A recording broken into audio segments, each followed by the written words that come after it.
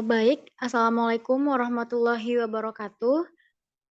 Alhamdulillahirrabbilalamin, wassalatu wassalamu ala asyrofil anbiya'i wal mursalin, alihi washabihi rasulillah. Puji dan syukur marilah kita ucapkan atas kehadirat Allah Subhanahu wa Ta'ala, sehingga kita masih diberi kesempatan untuk mengikuti perkuliahan pada hari ini.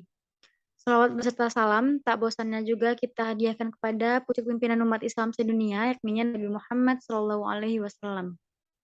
Baiklah, Bapak dan teman-teman semua, perkenalkan kami dari kelompok 7, izin mempresentasikan hasil diskusi kami mengenai memahami dan menentukan teknik pengumpulan, pengolahan, dan analisis data pada penelitian tindakan kelas.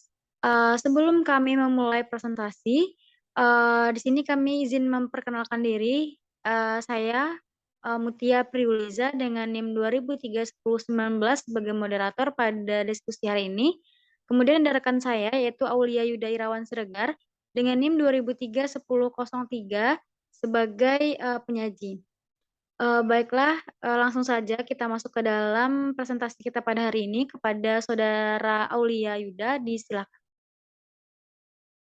Baiklah, terima kasih kepada moderator. Baiklah, saya akan menjelaskan materi yang pertama, yaitu teknik-teknik pengumpulan dan pengolahan data pada penelitian tindakan kelas. Yaitu yang pertama, teknik pengumpulan data pada PTK. Menurut MINIS pada tahun 2003, jika dilihat dari teknik pengumpulan data kualitatif, ada 3 teknik yang dapat dipilih oleh peneliti untuk mengumpulkan data yang disebut dengan 3E. Adapun yang dimaksud dengan 3E ini adalah yang pertama, experiencing, yaitu pengumpulan data melalui pengamatan.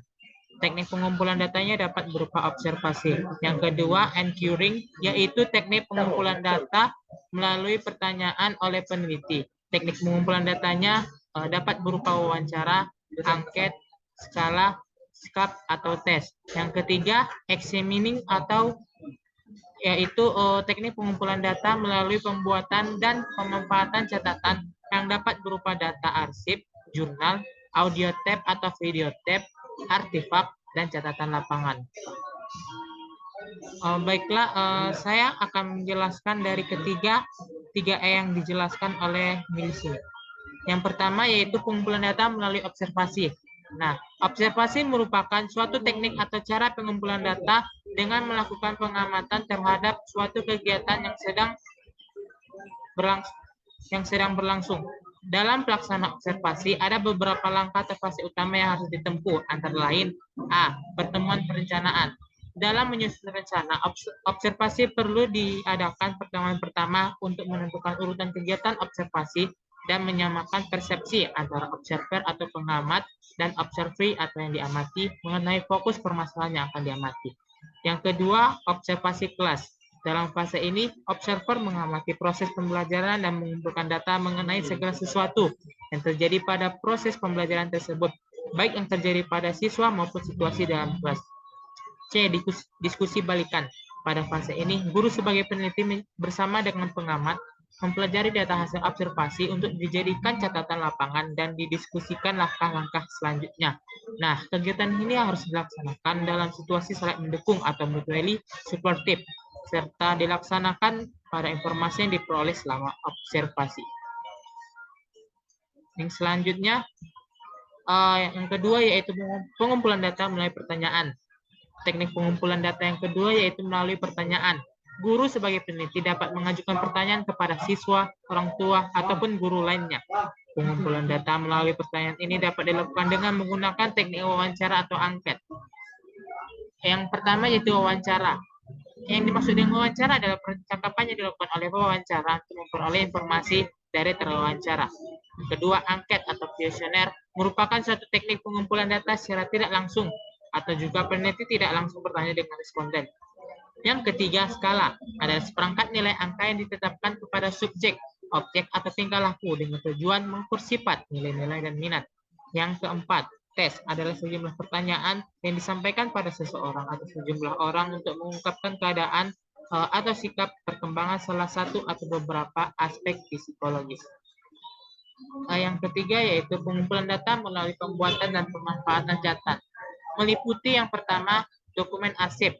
Dokumen memiliki arti barang-barang tertulis.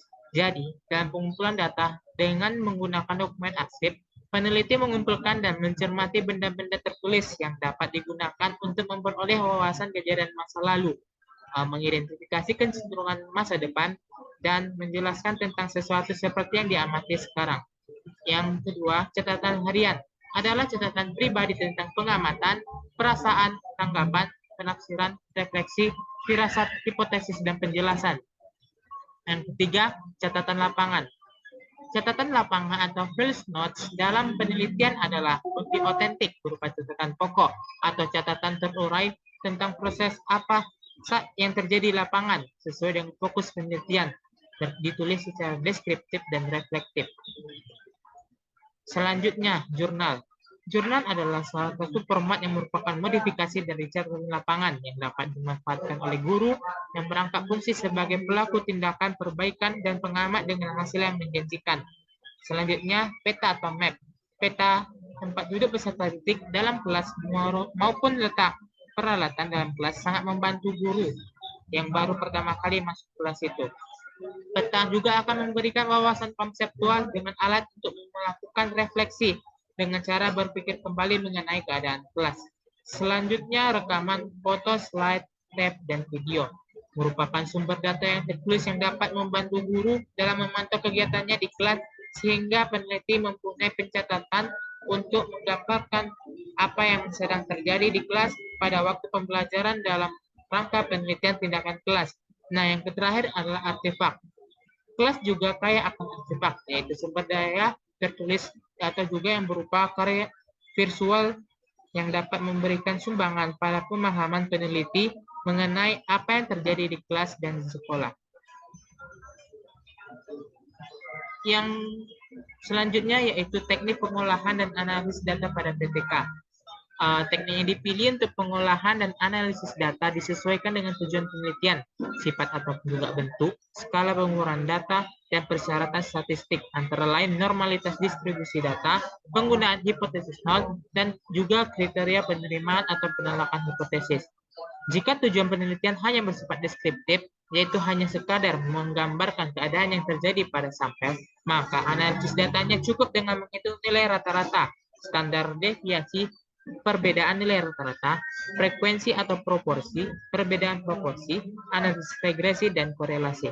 Tetapi, jika tujuan penelitiannya bersifat inferensial, yaitu ingin meramalkan keadaan populasi, maka data yang diperoleh dari sampel, maka hasil perhitungan di atas perlu diuji kebermaknaannya atau tingkat signifikansinya. Demikian pemaparan materi oleh saya kembalikan kepada moderator. Baiklah, terima kasih sebelumnya kepada Saudara Aulia Yuda. Baiklah, di sini materi selanjutnya akan saya jelaskan sendiri. Di mana yang kedua ada teknik analisis data kualitatif, analisis data kuantitatif. Nah, data penelitian tindakan kelas terdiri atas data kualitatif dan data kuantitatif. Kedua jenis analisis data tersebut dapat digunakan secara sendiri-sendiri maupun gabungan dari keduanya. Penelitian tindakan kelas tidak memerlukan analisis statistik inferensial yang mendalam untuk data kuantitatif. Analisis data dalam PTK dilakukan sebagai alat untuk mempermudah pemberian makna atau proses dan hasil PTK yang dilakukan. Next.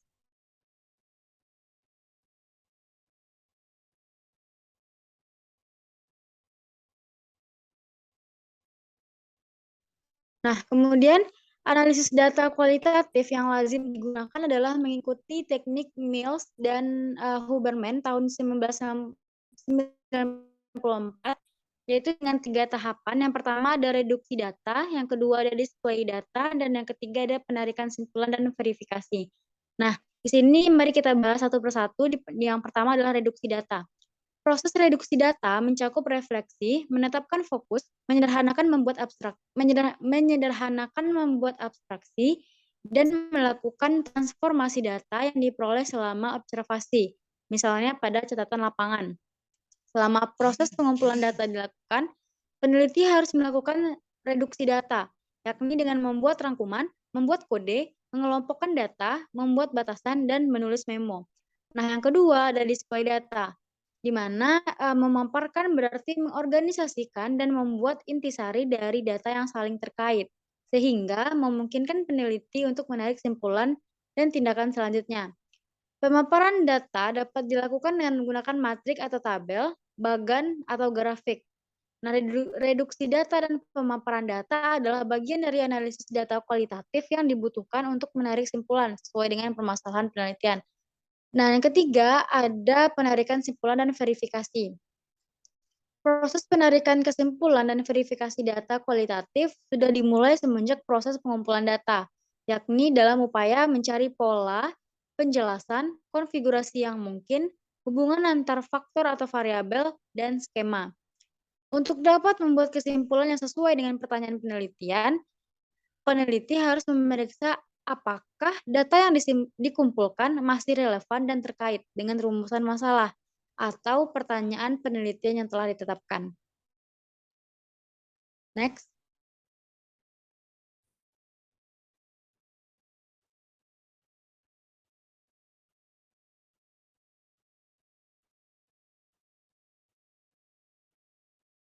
Nah, kegiatan analisis data kuantitatif meliputi yang pertama ada pengolahan data, yang kedua ada penyajian data, yang ketiga ada deskripsi dan ukuran data, dan yang keempat ada pengujian hipotesis. Nah, berbeda dengan analisis data kualitatif, pada kuantitatif ini kita mengalami dan melalui beberapa 4 tahap, sedangkan pada kualitatif hanya 3 tahap saja. Nah, kita bahas satu persatu, di mana yang pertama adalah pengolahan data, di mana pengolahan data ini meliputi kegiatan pengeditan data, transformasi data atau coding, dan penyajian data sehingga diperoleh data yang lengkap dari masing-masing objek untuk setiap variabel yang diteliti. Nah, setelah pengolahan data, yang kedua ada penyajian data. Teknik penyajian dan analisis data kuantitatif dilakukan menggunakan teknik statistik. Terdapat berbagai teknik yang dapat diterapkan untuk menyajikan dan mendeskripsikan data kuantitatif, mulai dari yang sederhana sampai yang kompleks, tergantung jenis data serta tujuan atau masalah penelitian yang dilakukan. Dan yang ketiga ada deskripsi dan ukuran data. Deskripsi data yang memperlihatkan karakteristik atau ukuran sekelompok data dianalisis menggunakan teknik analisis deskriptif. Tujuannya, memperoleh gambaran umum mengenai data atau skor variabel yang diukur. Dan yang ketiga, dan yang keempat atau yang terakhir adalah pengujian hipotesis. Hipotesis penelitian adalah jawaban sementara terhadap rumusan masalah yang diajukan dalam penelitian kuantitatif. Sehingga pada kegiatan analisis data kuantitatif ini pada tahap pengujian hipotesis, nah di tahap inilah kita menguji jawaban sementara yang telah kita dapatkan saat penelitian tindakan kelas tersebut. Next.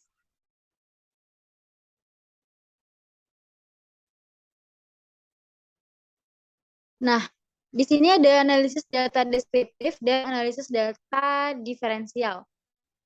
Menurut Sugiono, tahun 2014, metode analisis deskriptif adalah statistik yang digunakan untuk menganalisis data dengan cara mendeskripsikan atau menggambarkan data yang telah terkumpul sebagaimana adanya, tanpa bermaksud membuat kesimpulan yang berlaku untuk umum atau generalisasi. Nah, yang kedua ada analisis diferensial. Nah, di mana analisis diferensial ini merupakan salah satu metode analisis yang digunakan untuk menarik kesimpulan dan menggeneralisasikannya ke populasi. Sementara data yang digunakan untuk membuat kesimpulan menggunakan sampel dari populasi. Nah, berbeda dari data deskriptif, pada data deskriptif itu tanpa membuat kesimpulan dan berlaku untuk umum atau generalisasi. Next.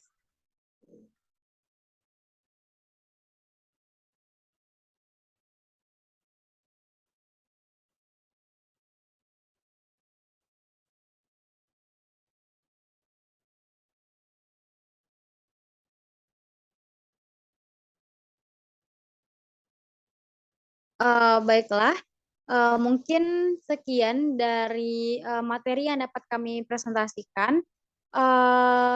Kami dari kelompok penyaji akan membuka sesi yang pertama ada sesi kritik dan saran, yang kedua ada sesi penambahan materi, dan yang ketiga adalah sesi tanya jawab atau sesi diskusi.